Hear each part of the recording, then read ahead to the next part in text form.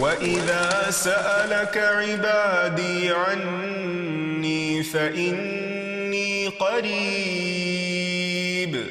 أُجِيبُ دَعْوَةَ الدَّاعِ إِذَا دَعَانِ.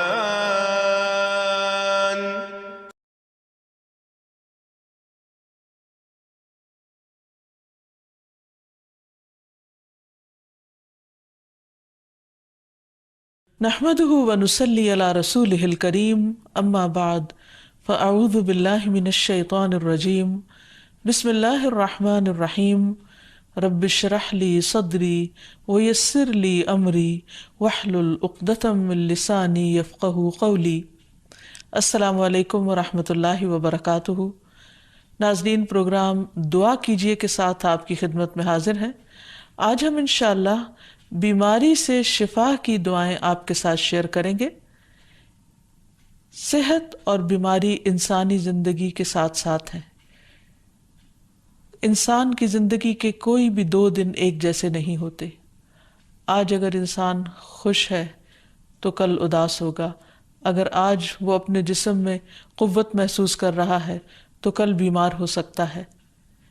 انسان کے اوپر دن میں بھی کئی بار مختلف طرح کی کیفیات گزرتی ہیں. کبھی انسان روحانی طور پر، جذباتی طور پر بیمار ہوتا ہے اور کبھی انسان جسمانی طور پر بیمار ہو جاتا ہے. بیماری کی کیفیت صحت کی کیفیت سے مختلف ہوتی ہے اور ہر انسان اس کو محسوس کر سکتا ہے. ایسی صورت میں انسان کو دوا کے ساتھ ساتھ اللہ سبحانہ و تعالیٰ کی طرف رجوع کرنا چاہیے اور اپنے لیے خوب خوب دعائیں کرنی چاہیے. بعض اوقات بیمار خود اپنے لیے دعا نہیں کر سکتا تو بیمار کی عیادت کرنے والے اور بیمار کو دیکھنے والے، اس کے دوست، رشتہ دار، عزیز، اقربا اور ایون ہسپتال کا عملہ مریض کے لیے ایسی دعائیں پڑھ سکتا ہے جو اس کے لیے شفا یابی کا ذریعہ ہو سکتی ہیں. تو بات یہ ہے کہ انسان ہر حال میں اپنے رب کا محتاج ہے اور اسے اپنی ہر ضرورت کے لیے اپنے رب کی طرف رجوع کرنا چاہیے، اور خصوصاً قبولیت کے مواقع پر. رات کا پچھلا پہر اس کے لیے بہت مناسب ہے، جب اللہ سبحانہ وتعالیٰ بندوں کو پکارتے ہیں کہ ہے کوئی جو مجھ سے دعا کرے تو میں اس کی دعا قبول کر لوں، ہے کوئی جو مجھ سے سوال کرے تو میں اس کو جواب دوں، ہے کوئی جو مجھ سے استغفار کرے تو میں اس کو بخش دوں. تو جب انسان بیمار ہو اور خصوصاً اگر ایسی بیماری کا شکار ہو کہ جس میں بظاہر شفا کی کوئی امید نہ ہو، تو اسے اور بھی زیادہ خشوع و خضوع کے ساتھ اور ایسے اوقات میں اللہ تعالیٰ کی طرف رجوع کرنا چاہیے کہ جلد از جلد صحت یابی ہو سکے. اور اس سلسلے میں کبھی بھی انسان کو اللہ تعالیٰ سے مایوس نہیں ہونا چاہیے.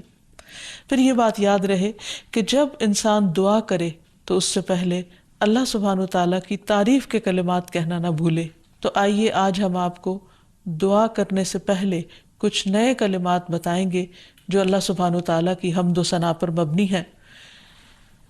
ربنا لک الحمد ملء السماوات والارض وملء ما شئت من شیء بعد اہل الثناء والمجد احق ما قال العبد وكلنا لك عبد اللهم لا مانع لما اعطيت ولا معطي لما منعت ولا ينفع ذا الجد منك الجد. اے ہمارے رب، تمام تعریفیں تیرے ہی لیے ہیں جن سے آسمان اور زمین بھر جائیں، اور اس کے بعد جو تو چاہے وہ بھی اس سے بھر جائے.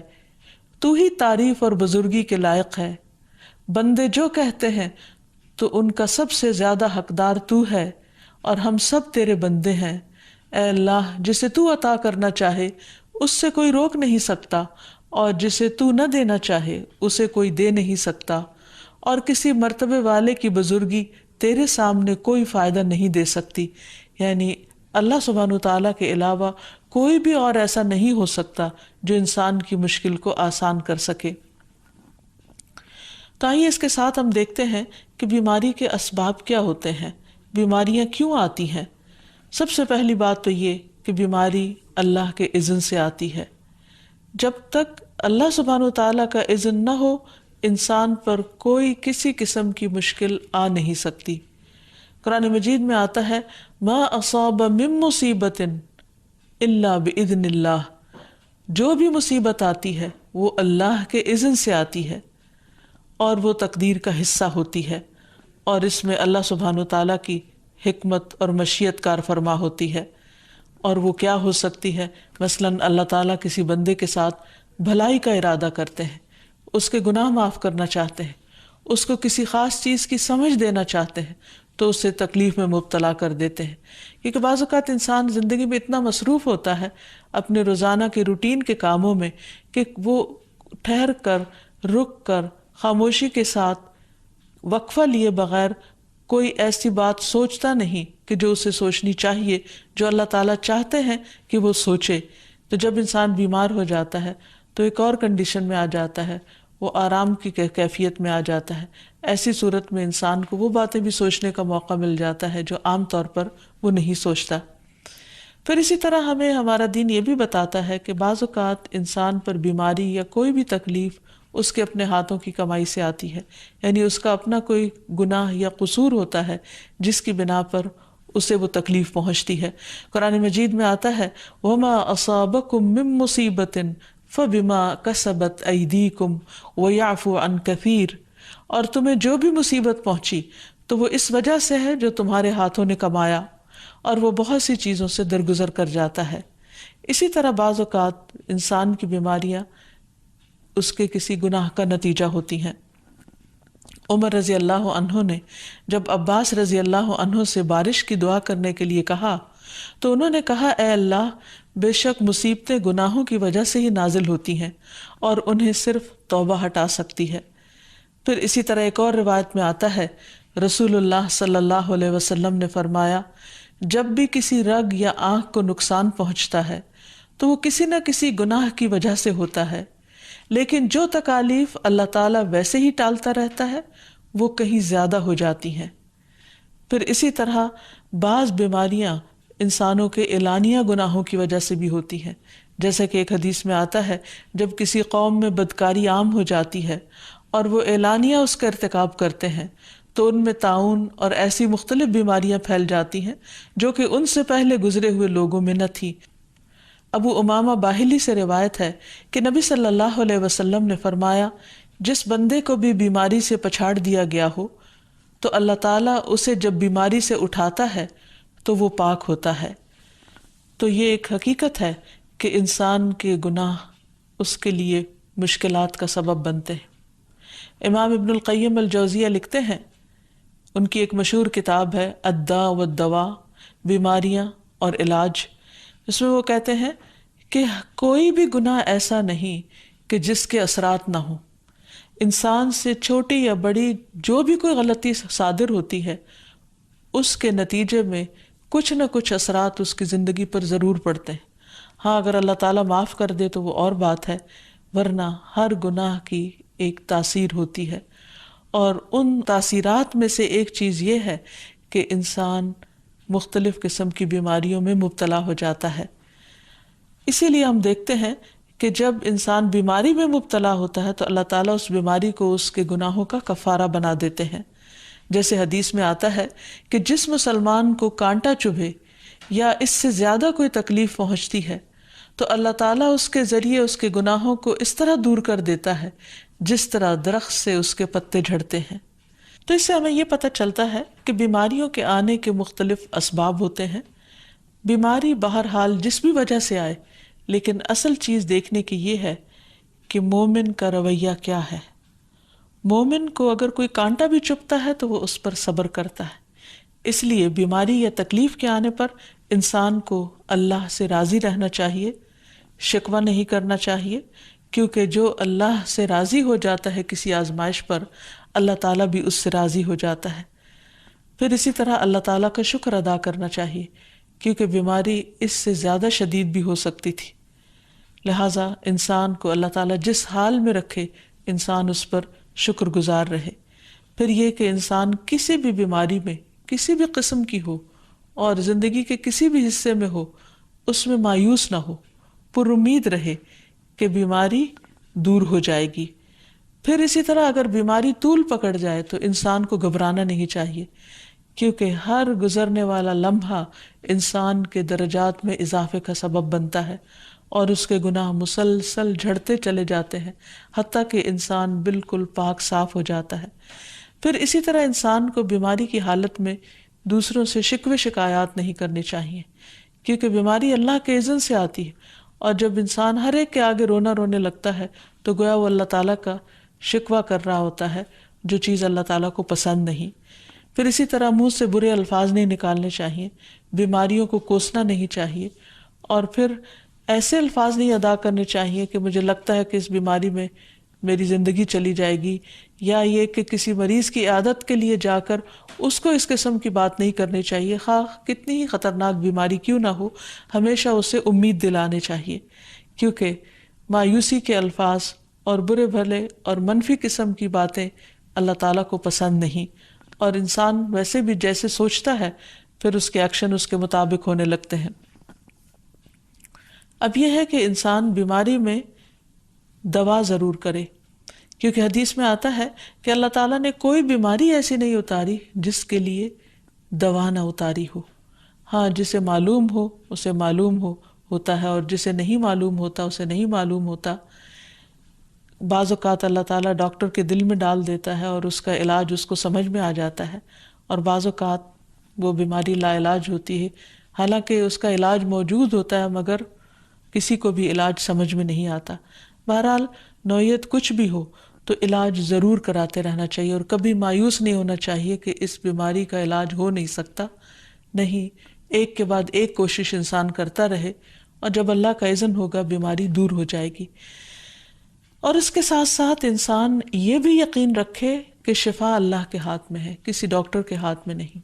کسی انسان کے ہاتھ میں نہیں، کیونکہ جب تک اللہ کا اذن نہ ہو شفا نہیں ہو سکتی، خواہ کوئی کتنا بھی بڑا ڈاکٹر کیوں نہ ہو۔ اسی لیے نبی صلی اللہ علیہ وسلم کی دعاؤں کے آخر میں آتا ہے کہ لا شفا الا شفاؤک، کوئی شفا نہیں مگر تیری ہی شفا، یعنی جو اللہ سبحانہ وتعالیٰ اپنے بندے کو شفا عطا کرے۔ پھر اسی طرح یہ ہے کہ حضرت ابراہیم علیہ السلام نے اللہ سبحانہ وتعالیٰ کے بارے میں فرمایا تھا کہ وَإِذَا مَرِضْتُ فَهُوَ يَشْفِينِ، کہ جب میں بیمار ہوتا ہوں تو وہی مجھے شفا دیتا ہے، یعنی اللہ تعالیٰ ہی اس بیماری کو دور کرتا ہے۔ اسی طرح ایک اور روایت سے بھی پتہ چلتا ہے کہ شفا دراصل اللہ سبحانہ وتعالیٰ کے ہاتھ میں ہے۔ حضرت عائشہ سے مروی ہے کہ رسول اللہ صلی اللہ علیہ وسلم دم کیا کرتے تھے اور یہ دعا پڑھتے تھے، امسح البأس رب الناس بیدک الشفاء لا یکشف الکرب الا انت، اے لوگوں کے رب تکلیف کو دور کر دے، تیرے ہی ہاتھ میں شفا ہے، تیرے سوا اس کو دور کرنے والا اور کوئی بھی نہیں۔ پھر اسی طرح انسان جب کسی بیمار کی عادت کے لیے جائے تو اس پر بھی دعا پڑھے اور اس کے لیے دعا کرے۔ رسول اللہ صلی اللہ علیہ وسلم نے فرمایا، جو مسلمان کسی ایسے بیمار کی عیادت کے لیے اس کے پاس آئے جس کی موت کا وقت قریب نہ آیا ہو اور 7 مرتبہ یہ پڑھے، اسأل اللہ العظیم رب العرش العظیم ان یشفی فلانا من وجعہ، میں اس عظمت والے اللہ سے سوال کرتا ہوں جو عرش عظیم کا رب ہے کہ فلاں کو اس کی تکلیف سے شفا عطا فرمائے، تو اللہ عز و جل اسے شفا عطا فرما دیتا ہے۔ اور پھر ہم دیکھتے ہیں کہ تمام انبیاء اپنی بیماریوں میں، تکلیفوں میں اللہ تعالیٰ کو پکارتے تھے، جیسا کہ ایوب علیہ السلام کی دعا قرآن مجید میں آتی ہے، وَأَيُّوبَ إِذْ نَادَى رَبَّهُ أَنِّي مَسَّنِيَ الضُّرُّ وَأَنْتَ أَرْحَمُ الرَّاحِمِينَ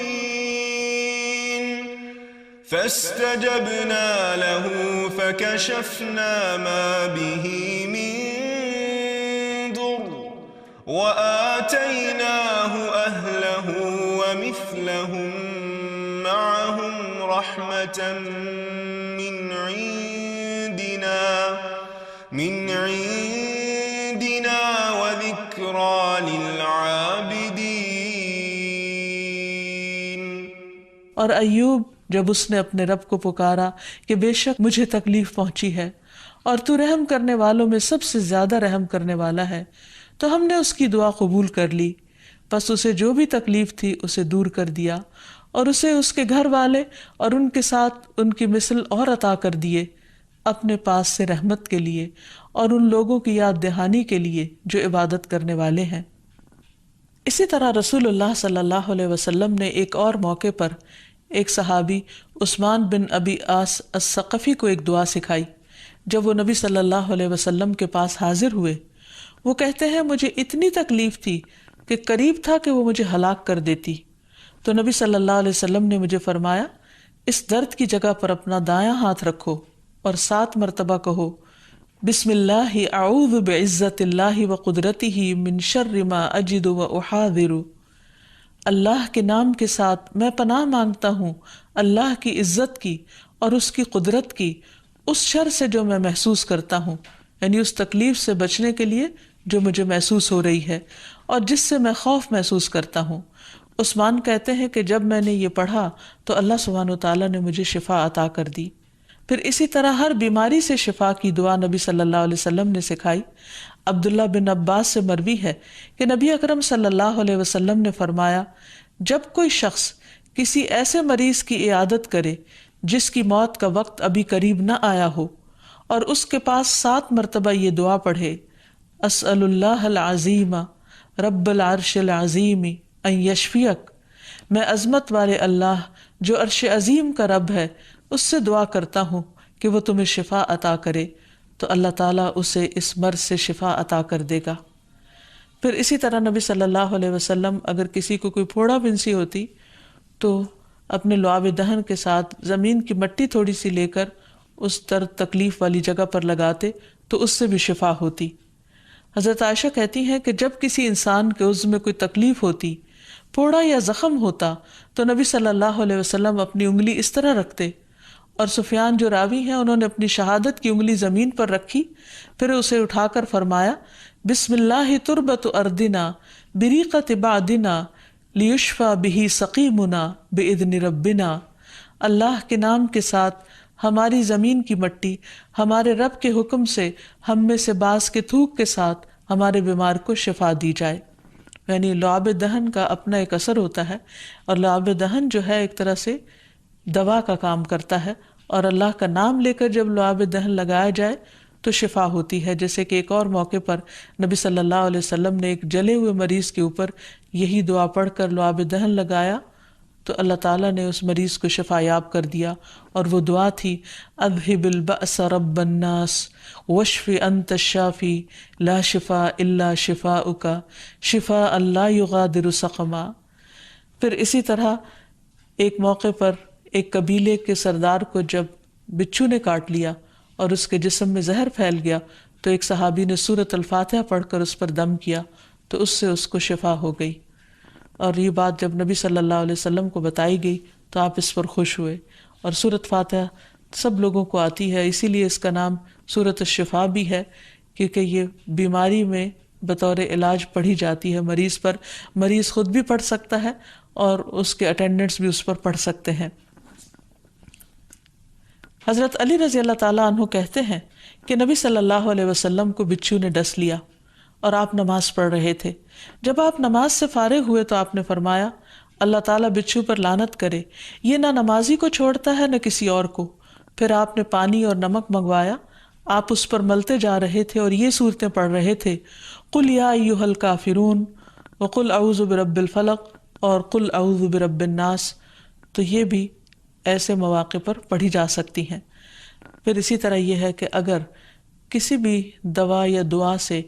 مریض صحت یاب نہ ہو رہا ہو، اس کی تکلیف کم نہ ہو رہی ہو، تو بھی موت نہیں مانگنی چاہیے، کیونکہ مومن کے لیے زندگی ایک بہت بڑی نعمت ہے۔ وہ جس بھی حال میں گزرے، بہرحال وہ اسے آخرت کمانے کا ذریعہ بنا سکتا ہے۔ یعنی اگر وہ تکلیف میں اس کی زندگی گزر رہی ہے اور اس پر وہ صبر کر رہا ہے اور اللہ کو یاد کر رہا ہے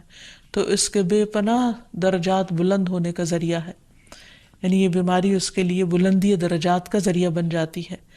اس لیے کبھی بھی موت نہیں مانگنی چاہیے۔ ہاں اگر تکلیف حد سے بڑھ جائے تو انسان یہ دعا مانگ سکتا ہے اللہم احینی ما کانت الحیات خیرا لی وتوفنی اذا کانت الوفات خیرا لی، اے اللہ جب تک میرے لیے زندگی بہتر ہو مجھے زندہ رکھ، اور جب میرے لیے وفات بہتر ہو تو مجھے وفات دے دے۔ تو اللہ تعالیٰ سے دعا ہے کہ اللہ تعالیٰ تمام بیماروں کو صحت اور شفا عطا فرمائے اور ہمیں بیماری اور آزمائش کے موقع پر اپنی طرف رجوع کرنے کی توفیق دے اور ہر طرح کے شرک اور ایسے کاموں سے بچائے جو اس کو ناراض کرنے والے۔ وآخر دعوانا ان الحمد للہ رب العالمین۔ السلام علیکم ورحمۃ اللہ وبرکاتہ۔ بدعائك رب شقيا